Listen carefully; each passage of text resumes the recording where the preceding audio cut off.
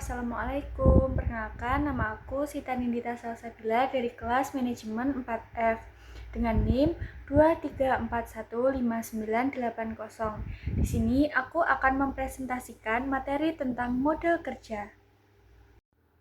Apa itu model kerja? Model kerja dapat didefinisikan sebagai selisih antara aktiva lancar dengan hutang lancar. Dengan demikian, modal kerja merupakan investasi dalam kas, surat-surat berharga, piutang, dan persediaan dikurangi dengan hutang lancar yang digunakan untuk melindungi aktiva lancar.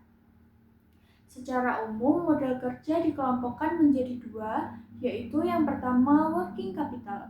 Working capital ialah investasi perusahaan pada aktiva jangka pendek, yaitu kas, sekuritas yang mudah dipasarkan, persediaan, dan piutang usaha yang menghasilkan current income.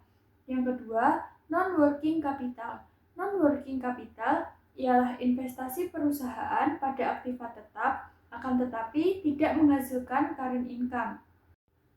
Tujuan modal kerja. Modal kerja bertujuan untuk mengelola aktiva lancar dan hutang lancar agar terjamin jumlah net working capital yang layak diterima atau acceptable yang menjamin tingkat likuiditas dalam badan usaha, di mana sumber-sumber modal kerja berasal dari hasil operasi perusahaan, keuntungan pendek, penjualan aktiva tidak lancar, dan penjualan saham atau obligasi. Konsep-konsep modal kerja. Konsep-konsep modal kerja terbagi menjadi tiga. Yang pertama yaitu konsep kuantitatif. Konsep kuantitatif menggambarkan pada keseluruhan atau jumlah dari aktiva lancar, di mana aktiva lancar ini sekali berputar dan dapat kembali ke bentuk semula dalam waktu jangka pendek. Konsep ini disebut modal kerja bruto atau gross working capital. Yang kedua yaitu konsep kualitatif. Konsep kualitatif merupakan selisih antara aktiva lancar di atas hutang lancar atau merupakan sebagian dari aktiva lancar yang benar-benar dapat digunakan untuk membiayai operasi perusahaan. Konsep ini disebut modal kerja neto atau net working capital. Yang ketiga adalah konsep fungsional. Konsep fungsional lebih menitik beratkan pada fungsi daripada dana dalam menghasilkan pendapatan atau income dari usaha pokok perusahaan, menghasilkan pendapatan pada periode akuntansi dan periode masa depan. Jenis-jenis modal kerja. Jenis-jenis modal kerja terbagi menjadi dua, yaitu modal kerja permanen dan modal kerja variabel. Modal kerja permanen ialah modal kerja yang harus tetap ada dalam perusahaan untuk menjalankan kegiatan usaha. Modal kerja permanen sendiri terbagi menjadi dua, yaitu modal kerja primer dan modal kerja normal. Modal kerja primer ialah modal kerja minimum yang harus ada untuk menjamin kontinuitas kegiatan usaha, sedangkan modal kerja normal yaitu modal kerja yang dibutuhkan untuk melakukan luas produksi yang normal. Yang kedua yaitu modal kerja variabel. Modal kerja variabel ialah modal kerja yang jumlahnya berubah-ubah sesuai dengan keadaan. Modal kerja variabel terbagi menjadi tiga. Yang pertama yaitu modal kerja musiman. Modal kerja musiman ialah modal kerja yang jumlahnya berubah-ubah karena fluktuasi musim. Yang kedua, modal kerja siklis, yaitu modal kerja yang jumlahnya berubah-ubah karena fluktuasi konjungtur. Dan yang ketiga yaitu modal kerja darurat. Modal kerja darurat yaitu modal kerja yang jumlahnya berubah-ubah karena keadaan darurat yang tidak diketahui sebelumnya. Perputaran modal kerja. Modal kerja dalam perusahaan akan selalu berputar sesuai dengan perputaran operasi perusahaan.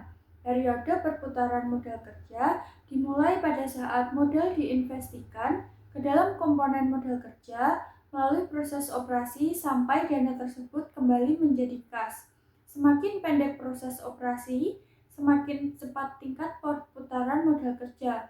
Operasi perusahaan terdiri dari dua jenis usaha, yaitu operasi berupa barang dagangan dan operasi berupa barang industri. Periode perputaran barang dagangan lebih pendek daripada barang industri. Proses perputaran barang dagang. Proses perputaran barang dagang sendiri terbagi menjadi dua, yaitu penjualan dengan cara kredit dan penjualan dengan cara tunai. Adapun proses penjualan dengan cara kredit yaitu kas menjadi barang melalui pembelian, barang menjadi piutang melalui penjualan, dan piutang kembali menjadi kas melalui penerimaan uang. Adapun proses penjualan dengan cara tunai yaitu kas menjadi barang melalui pembelian dan barang kembali menjadi kas melalui penjualan atau penerimaan barang. Proses perputaran modal kerja di barang industri yaitu kas menjadi proses produksi menjadi barang jadi melalui upah buruh dan material, barang jadi menjadi piutang melalui penjualan, dan piutang menjadi kas melalui penerimaan uang. Kebijakan-kebijakan modal kerja. Yang pertama yaitu kebijakan konservatif. Kebijakan konservatif merupakan manajemen modal kerja yang dilakukan secara hati-hati. Pada kebijakan konservatif, modal kerja permanen dan sebagian modal kerja variabel dibelanjai dari sumber dana jangka panjang dan sebagian modal kerja variabel dibelanjai dari jumlah jangka pendek. Yang kedua yaitu kebijakan agresif. Pada kebijakan ini, sebagian modal kerja permanen dibelanjai dengan sumber dana jangka panjang, sedangkan sebagian modal kerja permanen dan modal kerja variabel dibelanjai dengan sumber dana jangka pendek. Yang ketiga yaitu kebijakan moderat. Pada kebijakan ini, modal kerja permanen dibelanjai dengan sumber dana jangka panjang, sedangkan modal kerja variabel dibelanjai dengan sumber jangka pendek. Aktiva lancar. Akun-akun aktiva lancar terdiri dari kas, surat-surat berharga, persediaan barang, piutang, dan lain-lain. Adapun hutang lancar, yang pertama yaitu hutang jangka pendek, terbagi dari hutang wesel, hutang perniagaan, hutang bank kurang 1 tahun. Penggunaan modal kerja. Beberapa item yang menyebabkan penurunan modal kerja ialah rugi operasi, pembelian aktiva jangka panjang, dan aktiva lain-lain. Yang ketiga, pembayaran hutang jangka panjang.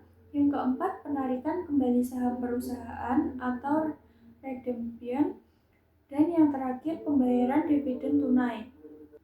Kebutuhan modal kerja. Besar kecilnya kebutuhan modal kerja ditentukan oleh yang pertama, periode perputaran atau periode terikatnya modal kerja. Ialah jangka waktu pemberian kredit, beli, lama penyimpanan bahan mentah di gudang, lama proses produksi, sampai jangka waktu penerimaan piutang. Yang kedua, pengeluaran kas rata-rata tiap hari terdiri dari pembelian bahan, pembayaran upah atau gaji, dan pengeluaran yang sifatnya rutin. Besarnya modal kerja dapat dirumuskan dengan modal kerja sama dengan periode perputaran dikali dengan jumlah perputaran setiap hari. Apabila jumlah pengeluaran setiap hari tetap, maka semakin lama periode perputaran operasi, maka jumlah modal kerja semakin besar. Sedangkan apabila jumlah pengeluaran setiap hari semakin besar, periode perputaran operasi tetap, maka jumlah modal kerja semakin besar. Contoh konsep modal kerja pada PT Bongki Marcel Corp neraca per 31 Desember tahun 2000 sekian. Kas dan efek senilai 20 juta, piutang dagang senilai 60 juta, dan persediaan senilai 80 juta hingga total aktiva lancar senilai 160 juta.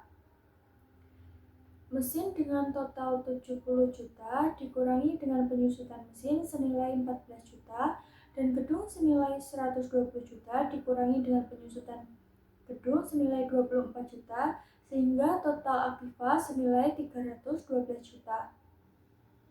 Hutang dagang senilai senilai 40 juta, hutang Wesel senilai 25 juta, dan hutang lainnya senilai 35 juta, sehingga total hutang keseluruhan menjadi 100 juta.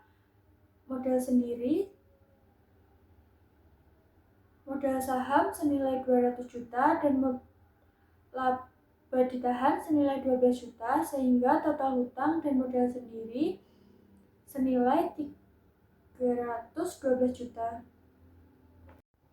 Sekian video presentasi dari aku. Apabila banyak kesalahan, mohon dimaafkan karena masih belajar. Dan terima kasih. Wassalamualaikum warahmatullahi wabarakatuh.